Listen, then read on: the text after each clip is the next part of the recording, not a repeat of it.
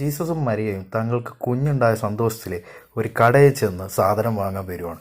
അപ്പോൾ അവിടുത്തെ സെയിൽസ്മാൻ ഒരു കോഫി ടേബിൾ പരിചയപ്പെടുത്തി കൊടുക്കുകയാണ്.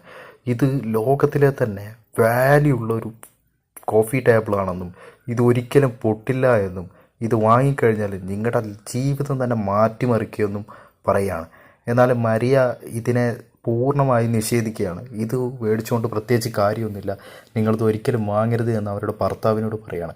എന്നാൽ ജീസസ് ഇതൊട്ടും സമ്മതിക്കല്ല. ജീസസിന് ഇത് വാങ്ങുക തന്നെ ചെയ്യണം. അങ്ങനെ ആ കോഫി ടേബിൾ അദ്ദേഹം വാങ്ങുന്നു.